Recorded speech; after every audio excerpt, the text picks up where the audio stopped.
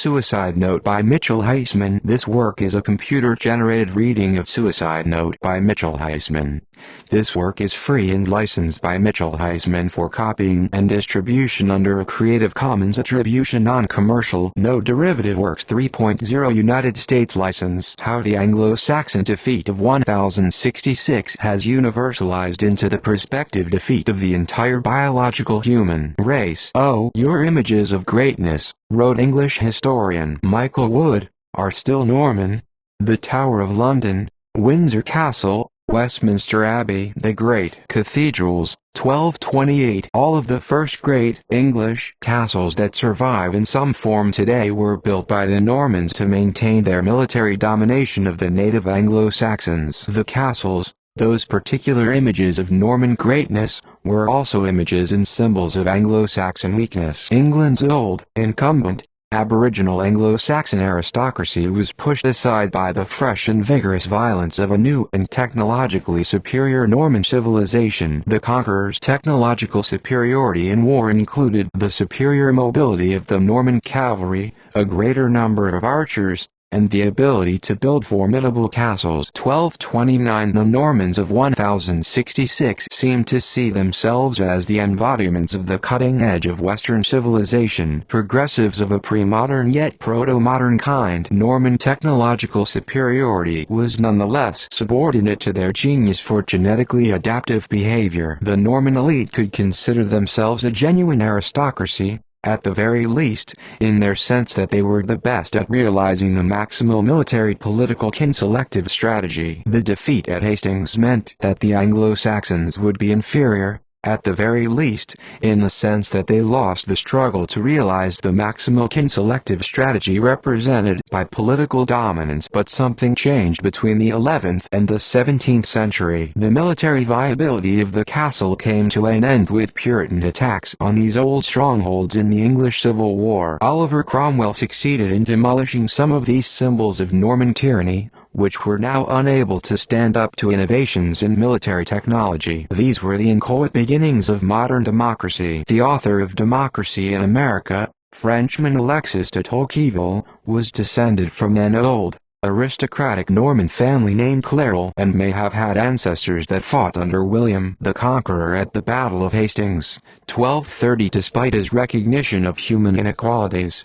Tocqueville ultimately relented to the new dominance of democracy, partly because he believed it was more just than aristocracy, and partly because he believed that democracy had been chosen by Providence or history. Yet in the ultimate choice between aristocracy and democracy, Tocqueville concluded, no one on earth can yet assert in an absolute and general manner that the new state of societies is superior to the former state. They are, as it were, two distinct humanities, each of which has its particular advantages and inconveniences, its goods and evils that are proper to it. 1231. The case for modern democracy over aristocracy has no inherent philosophical or intellectual basis on an exclusively biological human level. In comparison to aristocracies, extremes of human superiority and human inferiority have been moderated towards a more perfect mediocrity. The peaks and the troughs, the depths and heights, have been homogenized, compromised, democratized,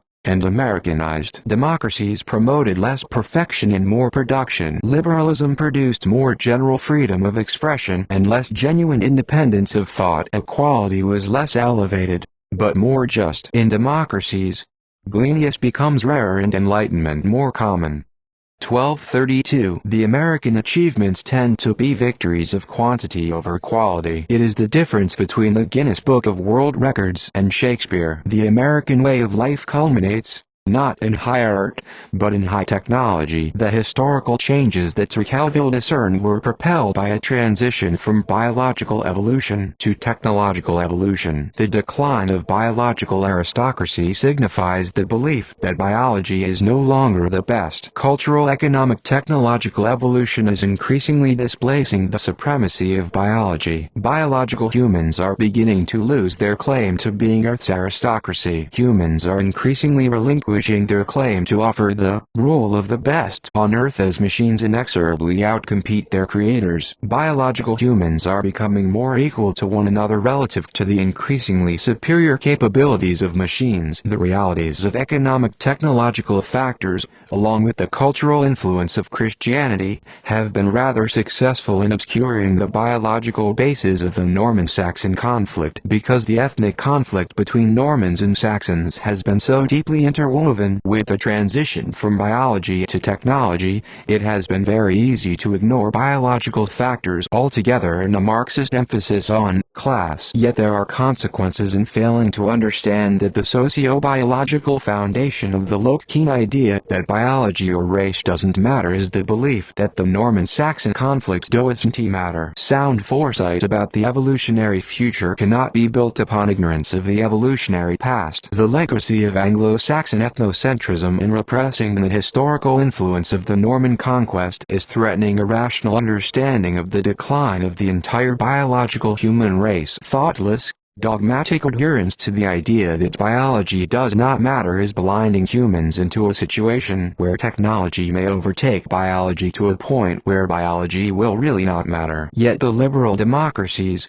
and especially America, are utterly blind to their evolutionary path of genetic suicide because they have been blind to the Norman-Saxon clash responsible for the evolution of English-speaking liberal democracy itself. Consider the Norman-based aristocracy of the American South in contradistinction to the Anglo-Saxon democracy of the North before the American Civil War. North and South represented two different answers to the problem of the desire for more labor work. The North emphasized the acquisition of more work through labor-saving machines and economic technological innovations. The South emphasized the acquisition of more work through human slavery. While the relationship between climate, geography, and culture is a chicken and egg question, the single most important source of the difference in attitudes toward slavery was population origin. The Anglo-Saxon-based North tended to identify with formerly mastered and conquered peoples, while the Norman-based Southern aristocracy tended to identify with the master and conqueror. The Northern emphasis on labor-saving technological innovations evolved from their background as slave laborers of their Norman masters. Southern slavery, by contrast, was the means of preserving the aristocratic Norman way of life in America. How could social refinement and leisured self-cultivation survive a materialistic Northern culture where there existed no chivalrous devotion to the weak and helpless female, no generous and manly protection of her, but all is calculating, cold, and heartless, as the metal they worship? 1233. Whereas Tocqueville resigned himself to the providential victory of democracy, Norman-American George Fitzhugh led the South's intellectual fight against submission to belief in the inevitability of egalitarianism. Fitzhugh's radicalization of aristocracy and slavery exposed the kinship and caste assumptions that had underlied the Norman conqueror way of life. Yet while Southern slavery is explicable on the basis of kin selection, how can one explain the behavior of the North on the basis of kin selection? How can America be explained on the basis of kin selection? The Norman conquerors of England,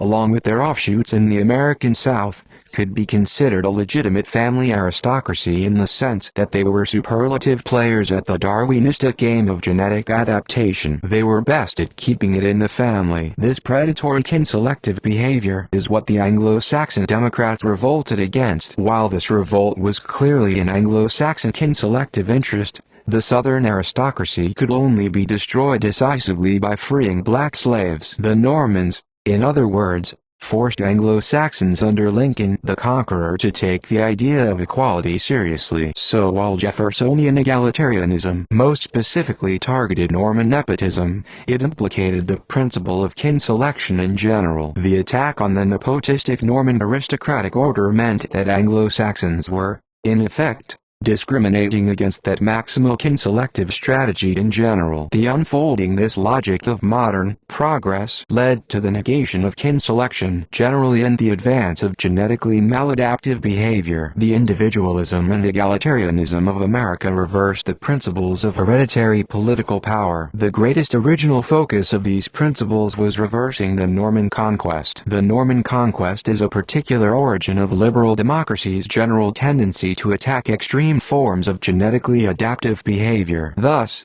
in order to understand the genetically maladaptive behavior of the modern democracy of the Anglo-Saxons, one must understand the genetically adaptive behavior of the Normans who once conquered them. While the Normans frustrated peak Anglo-Saxon kin-selective interests, this frustration was gradually vented into a new economic technological alternative. If modernity is the transition from biological evolution to technological evolution, then the Norman destruction of the native Anglo-Saxon aristocracy helps clarify how the Anglo-Saxons became a precociously modern people, i.e. the Industrial Revolution. By accepting their defeat so completely, and largely relinquishing hereditary or kin-selective aristocracy for capitalist individualism, they accepted a trajectory that leads towards the acceptance of the defeat of biology altogether. Anglo-Saxon progress began with the decisive ethnic defeat of 1066. From a conventional outsider's point of view,